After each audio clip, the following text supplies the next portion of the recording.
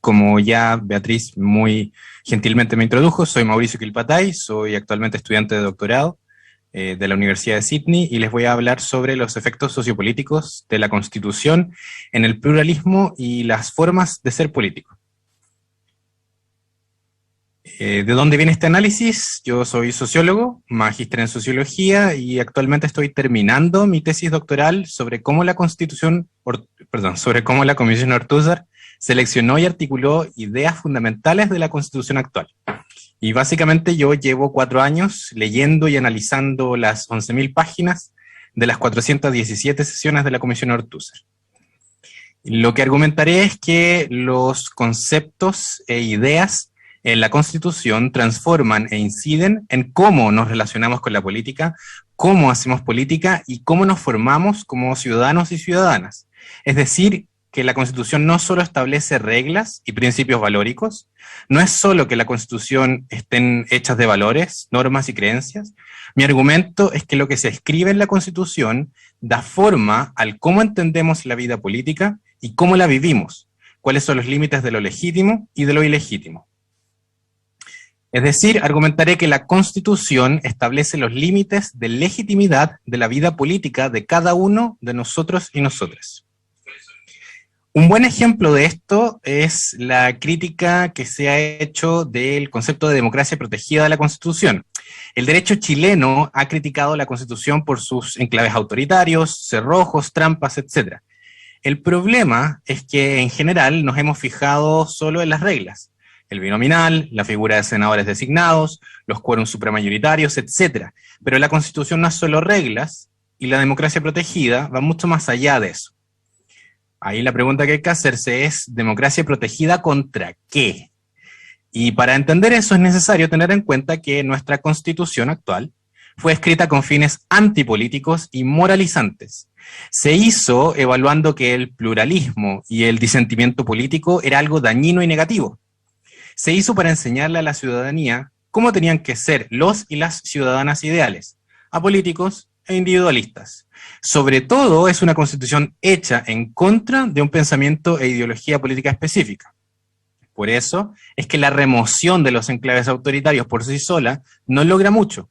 La razón de esto es que el articulado completo de la Constitución construye una especie de constelación de reglas, normas, procedimientos, pero también valores, creencias, que en su conjunto construyen el marco regulatorio de lo válido, de lo inaceptable, pero también de lo impensable en términos de la vida política. La razón de esto es que, aunque parezca que la Constitución solo reglamenta con sus leyes, a través de todos sus artículos regula el comportamiento político y moral. Y en su conjunto, la Constitución ejerce violencia simbólica sobre el pluralismo de las formas de vida y de actuar en política. Violencia simbólica simplemente quiere decir que se hace pasar algo arbitrario, que podría ser de otra forma, por algo natural, evidente u obvio. Básicamente, un gato por liebre. Por ejemplo, la actual Constitución dedica su primer artículo a establecer una especie de teoría de la sociedad. Esta teoría de la sociedad hace pasar por reglas y estatutos obvios, simples, hasta como naturales, cuando no lo son. Veamos, por ejemplo, el artículo 1 de la actual Constitución. Leámoslo no como reglas, sino como teoría de cómo debe funcionar la sociedad. Voy a leer solamente un par de estos elementos. El artículo primero dice que las personas nacen libres e iguales en dignidad y derechos. Luego, dice que la familia es el núcleo fundamental de la sociedad. Luego, dice que el Estado reconoce y ampara a los grupos intermedios. Y después, dice que el Estado está al servicio de la persona humana, su finalidad es promover el bien común, para lo cual debe contribuir a crear las condiciones sociales que permitan a todos y cada uno de los integrantes de la comunidad nacional su mayor realización espiritual y material posible. Hasta ahora todo parece como bastante evidente y hasta normal. Pero aquí es posible fijarse que, en primer lugar, se habla de personas, no de individuos. Y tampoco hay una mención al pueblo chileno. Luego, que si bien la Constitución política trata sobre Chile, sobre el pueblo chileno o la sociedad chilena, aquí parte hablando de los individuos. Luego, establece la familia como núcleo de la sociedad, pero la sociedad no tiene núcleo. La familia es el espacio de afectos primarios y de socialización inicial. Es por lo tanto ideológico decir que la sociedad tiene un núcleo, porque la sociedad no se comporta como una célula biológica, la sociedad es la sociedad. La Constitución establece entonces a la familia y a los grupos intermedios como componentes de la sociedad, no a las personas como componentes de la sociedad. Establece la sociedad a base de estos grupos intermedios y no a base de personas o a base de asociaciones o de colectivos, etc. Dice grupos intermedios, siendo que este es un concepto que ya viene cargado de significado. También establece al Estado en función de los individuos y con el fin de contribuir a crear condiciones para el bien común. Es decir, no tiene un vínculo de responsabilidad directa con respecto a dichas condiciones. Luego utiliza un concepto de bien común que está amarrado a esta individualización de la sociedad, cuando dice cada uno de los integrantes de la comunidad nacional. No dice al pueblo de Chile, por ejemplo. Tampoco está esta idea de pueblo chileno, sino que, insisto, hay una suma de membresías a la comunidad nacional. Entre otras cosas, entonces, el artículo establece que el Estado debe portarse bien, rigiéndose por esta noción de bien común. Para entender un poquito a qué me refiero con esto, adentrémonos brevemente en esta doctrina. Tomamos la frase, el Estado está al servicio de la persona humana y su finalidad es promover el bien común. Con servicio queremos decir, o quiere decir más bien, una forma específica de relacionarse, que regula la conducta o el comportamiento. Por lo tanto, el Estado legítimo es aquel que sirve a la persona. ¿Qué es persona? Es un individuo con cuerpo y alma, que para esta doctrina establece que el derecho natural básico del alma es la propiedad privada. Y esta es una idea que está tomada de la encíclica papal Mater et Magistra de 1961. Volviendo un poco al concepto general de Estado, podemos decir que, por lo tanto, el Estado legítimo es aquel que es servicial a la propiedad privada. Tomando en consideración el concepto completo, entendemos entonces que se llega al bien común cuando el Estado sirve a la propiedad privada de cada uno de los miembros de la comunidad nacional. Hay otros aspectos que tienen que ver con cómo los comisionados entendían el bien común que afectaron otros aspectos de la política, pero en este breve ejemplo simplemente muestro cómo una frase configura comportamientos y relaciones morales entre actores sociales, en este caso el Estado y el individuo. Y establece también a qué apunta la vida social y política del individuo, al ejercicio individual del derecho de la propiedad privada. Lo interesante es que la misma encíclica Mater et Magistra dice que la propiedad privada tiene una función social, pero eso no aparece en este entramado. Con lo que estoy mostrando no intento establecer que hayan conceptos ni buenos ni malos. Lo importante es recalcar que los principios subyacentes a la Constitución regirán los límites del pluralismo y, por lo tanto, los límites de las vidas legítimas de la ciudadanía.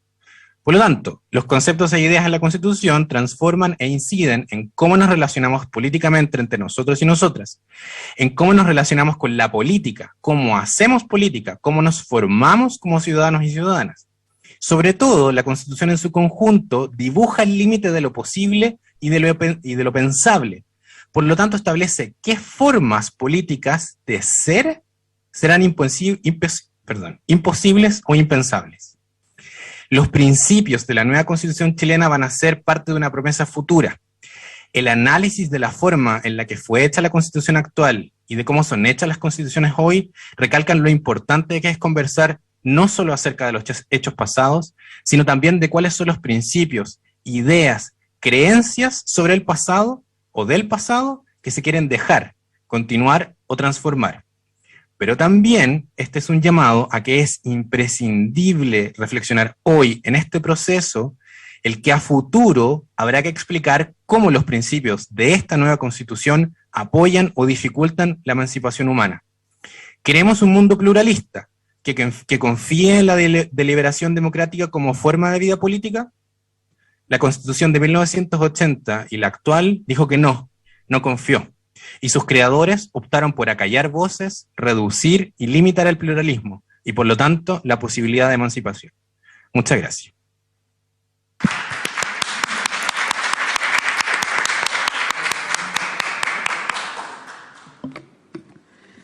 Muchas gracias, Mauricio. Mauricio Quilpatay nos estaba entregando esta exposición desde Sydney, en Australia. Para él es la noche, para nosotros es el día.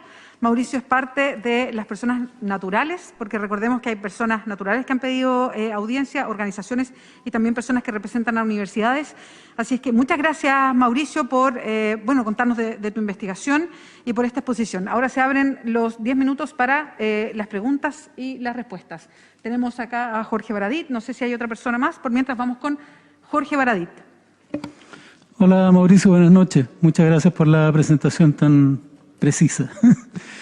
Mi pregunta es, me gustaría que hicieras un análisis similar. Nos están viendo muchas personas y nosotros no todos somos técnicos tampoco. Nos gustaría que nos hicieras un análisis tan certero como el que hiciste recién sobre esa afirmación de la Constitución, sobre la siguiente frase: Estado social y democrático de derecho. ¿Qué implicancias tiene? Muchas gracias. Disculpen, ¿espero más preguntas o voy respondiendo? Yo, Mauricio, quería agregar una. Aprovecho, hacemos un tren de dos con Jorge.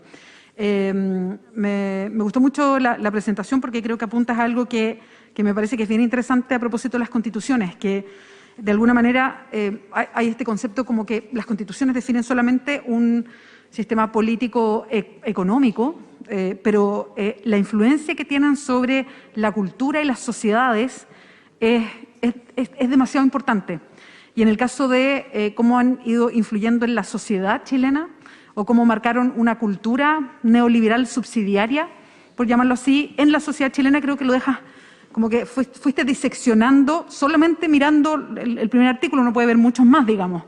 Pero me parece muy interesante cómo lo fuiste seleccionando. Por eso, como siguiendo un poquito el mismo hilo que mencionaba Jorge, de qué manera uno se podría imaginar una sociedad que se relacionara de maneras distintas y no de esta manera individualista, competitiva, donde si para que a mí me vaya mejor, al resto ojalá le vaya peor, ¿no? Que es un poco la mirada que hay hoy día de la sociedad, en la sociedad chilena, a propósito de esta competencia descarnada en el sistema educacional, en fin. ¿Cómo uno se podría imaginar una constitución que permitiera una mirada más colaborativa, una mirada más humana, una mirada más de comunitaria de la vida? Eso.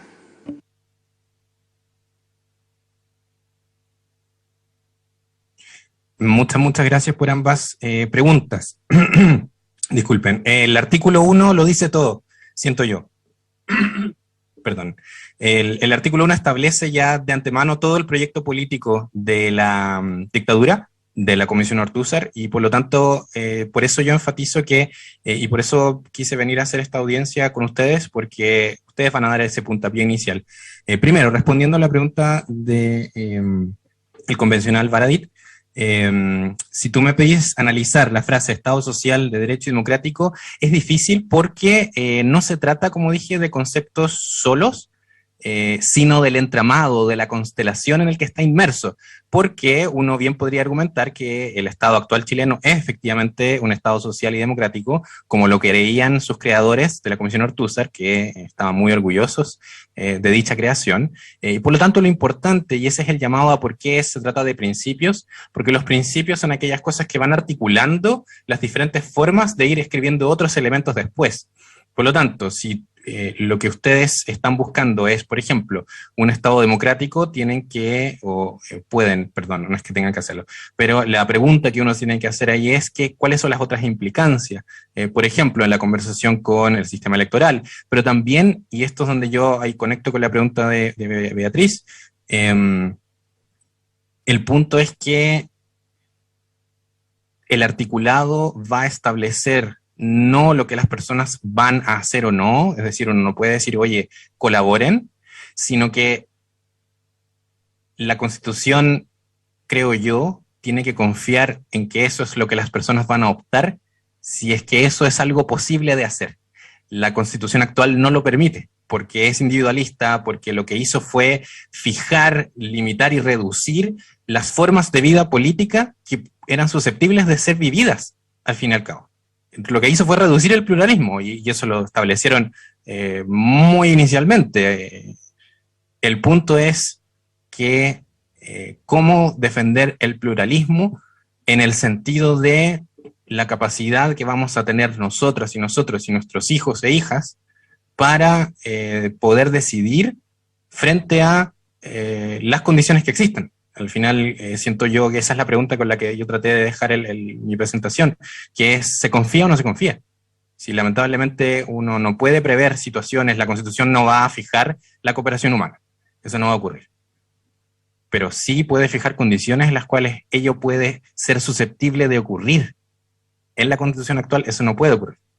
Entonces creo yo que es como una doble carga. Lamentablemente yo no tengo la respuesta, pero es la doble carga de que ustedes están llamados y llamadas a discutir cómo es eso posible, pero al mismo tiempo un poco con la tristeza de que no hay ninguna forma posible de estipular que esto va a ser así. Y volviendo a la pregunta de convencional Baradit, no puedo decirte si el Estado social y democrático es tal o cual cosa, porque va a depender del articulado completo, o del primer artículo completo, o de los primeros 10 artículos, como decía el convencional Esquella, no sé. Pero sí, si ustedes tienen presente cuáles son los valores que queremos tener, cuál es la sociedad que queremos construir, en el sentido de, ok, cuáles van a ser esos elementos que le van a configurar, van a ir ocurriendo, que van a ir apareciendo diferentes conceptos. Entonces, lo importante de lo que quiero decir, y sintetizo, es que se trata de una constelación de ideas, pero también, al mismo tiempo, es que en toda la Constitución se va a jugar esto que me están preguntando. El que sea democrática, el que sea social, el que permita tal o cual cosa. A diferencia de lo que se ha tratado de decir desde el derecho, y aquí yo como sociólogo peco al respecto, es que las leyes es lo de menos en la Constitución. A pesar de lo que quisieran decir los abogados, dice una cita de un sociólogo, lo que importa en la Constitución son estos valores, estas creencias, porque no solo establecen lo que es posible o lo que es legítimo o ilegítimo, sino incluso de lo pensable o impensable. Y creo que ese es como el problema de la situación. Ahora, si ustedes se enfocan en el pluralismo, si se enfocan en democracia, eso es lo que ustedes van a poder conversar en este principio. No sé si respondo mucho a la pregunta, pero muchas gracias. Gracias, Mauricio. Hay una segunda ronda de preguntas. Está en el Zoom Lorena Céspedes y acá presencial Loreto Vallejos. Lorena, adelante con tu pregunta. Hola, buenos días, buenas noches. Quería consultarte sobre lo que comentaste de la familia, cómo está en la Constitución actual, ese concepto de familia como núcleo célula. Si pudieses profundizar ese tema, que no lo logré como captar bien hacia dónde iba tu análisis. Gracias. Gracias, Lorena. Loreto, la pregunta, y no se va a poder hacer más preguntas por el tiempo. Loreto. Gracias, Beatriz. Mauricio, qué bueno que saliste en el sorteo, de verdad. Qué suerte poderte haber escuchado tu presentación. Es una reflexión que de verdad la considero muy relevante para nuestra comisión, sobre todo lo que hice al final de que lo que importa son los valores, que no es como lo que inspira, ¿verdad? Y en ese lugar nuestra comisión es fundamental, más que tú, así. Bueno, ¿qué crees tú que así como lo que has podido después de leer 11.000 páginas, qué valor no debiese faltarnos?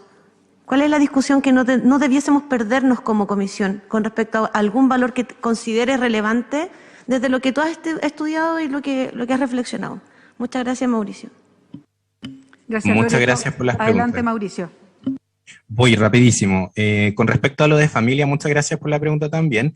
Simplemente quiero decir que para la sociología no hay una forma de establecer de antemano, en términos fácticos, en términos como, no sé, como la ley de gravedad, de que la sociedad esté compuesta por unidades básicas, porque en la sociedad existimos todos al mismo tiempo.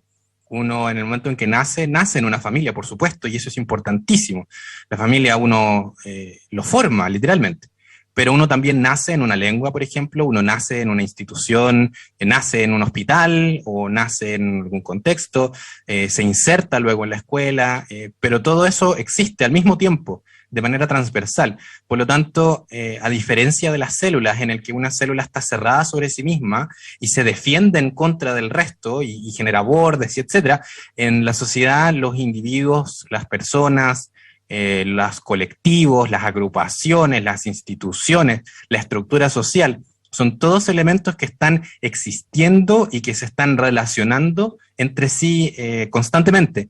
Por lo tanto, el que se diga que la familia es el núcleo de la sociedad, no quiere decir básicamente vamos a preferir un determinado tipo de familia, que eso es también lo que tenían en mente estos abogados católicos que escribieron nuestra Constitución. Y de nuevo, decir que la familia es importante o que no es importante en la Constitución, sea como ustedes lo vayan a colocar, no significa que en la práctica no sea así, sino que lo que se está diciendo es el valor, por ejemplo, preferente de los padres para elegir la educación de sus hijos, etcétera. Esto, de nuevo, todo un entramado, como volviendo a la pregunta del convencional Baradit, es todo un entramado. Y para responder a la pregunta de Loreto, ¿qué valor no puede faltar para mí personalmente? Y de nuevo, después de estar leyendo todas esas páginas, es el pluralismo, es la capacidad autónoma de cada uno de elegir su vida. La autonomía creo que es un valor fundamental y por el que tantos chilenos y chilenas sufrieron y dieron su vida, consciente o no, voluntariamente o no, y creo para mí, si yo, en el fondo, el disvalor que yo veo en el trabajo que se hizo para construir la Constitución actual es el no creer en el pluralismo de base como una forma de generar relaciones sociales. Ellos no creían que la política, ellos no creían que la democracia en el sentido de la capacidad deliberativa, de racionalizar, de argumentar, de tener diferentes estilos de vida, tener diferentes formas de vivir la política, formas de existir, ellos no creían en eso. Y para mí ese es un valor que es fundamental porque valoro en el fondo la justicia y la autonomía y el pluralismo. Me parece que simboliza todas esas cosas, la capacidad de uno de establecer cuál es la vida que quiere vivir, simplemente eso. Mauricio, te habla Erika. Queremos agradecerte por esta presentación, agradecerte además por tu compromiso con el proceso constituyente, entendiendo que has hecho un trabajo de investigación profundo que tiene como único propósito contribuir a la comunidad, que es tu comunidad, que hoy día estamos viviendo este proceso histórico. Entonces, días de estudio, noches de estudio seguro, de análisis, para llegar a una síntesis tan nítida como la que nos expusiste, tiene un tremendo valor para nosotras y para nosotros. Te enviamos un abrazo fraterno de toda la comisión y un aplauso en señal de agradecimiento. Muchas gracias. Perdonen la lágrima, pero muchas gracias. Significa mucho para mí esto. Muchas gracias. Se emocionó.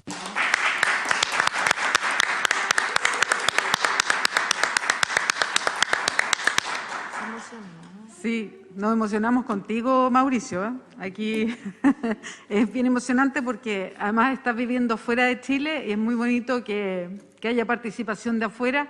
Acá también se aprecia mucho que estén participando de todas partes del mundo, preocupados de lo que pasa acá.